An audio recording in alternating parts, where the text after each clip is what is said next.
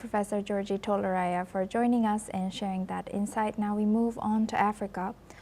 Colonel Michael Randrianirina has been sworn in as the new president of Madagascar. Days after military takeover in Madagascar, he has succeeded ousted President Andry Rajoelina, who fled the country and was later impeached following weeks of youth-led protests demanding greater accountability from his government. The ceremony has took place at the Constitutional Court in the capital, Antananarivo, where the large crowd gathered to watch, including those who spearheaded the protests. As per sources ahead of Friday's swearing-in, Colonel Randrianirina has added that reforming the Electoral Commission and cleaning up the voters' roll were essential before fresh elections could be held in the country. Now for this discussion, we are joined by Gautam Mukherjee. He's a senior journalist, joins us live from New Delhi. Thank you very much, Gautam Mukherjee, for joining us again. Good to see you.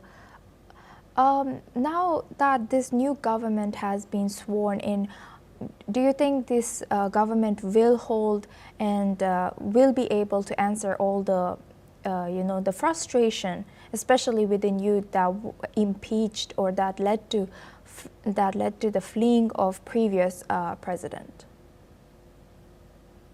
But the root of it is a very bad economic situation. 75% of the people are in poverty. Prices of essential commodities have skyrocketed, which is why you've had this coup now for the second time. You've had one in 2009, engineered by the very person who has engineered this one, except last time he put somebody else in who has now fled, and now he is the person in charge and will be in charge for the next 2 or 3 years. Now, the good thing about it is there will be political stability, even though it is via a military rule. Now, his biggest challenge is to improve the economy, which is why the General Z, the Generation Z, the youngsters have revolted and brought about this change in government. How he will do that remains to be seen.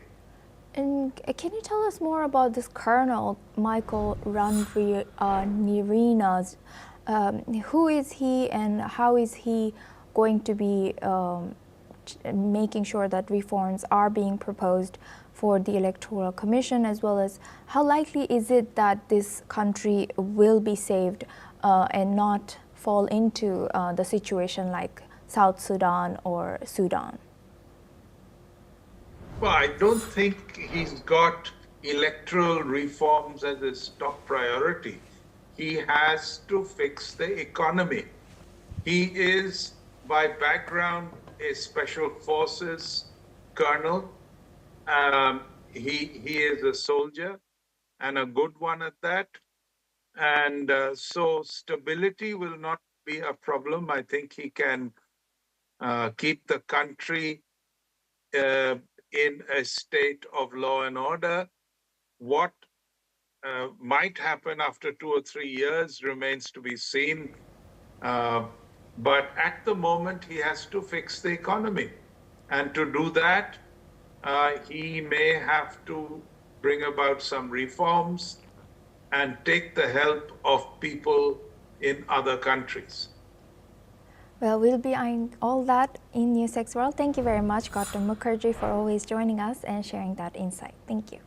Now we move on to Middle East. There are reports that the authorities have decided to ban fans traveling from Tel Aviv to Birmingham Villa Park. This ban is to prevent the visit of Israeli football club Maccabi Tel Aviv for a Europa League match against Aston Villa, scheduled for November 6, 2025.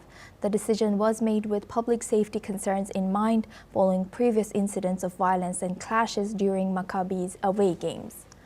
This decision was largely influenced by reports of violent clashes and hate crime offenses during a November 2024 Europa League match in Amsterdam, where violence occurred targeting Israeli fans, pro-Palestinian protesters, and local residents.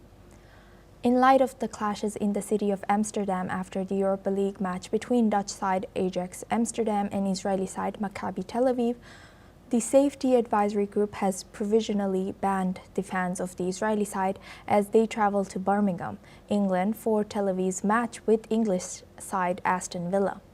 British political leaders, including Prime Minister Keir Starmer, have slammed the move, calling it anti-Semitic, while the Safety Advisory Group have justified their decision, saying that the move was made to safeguard the home fans.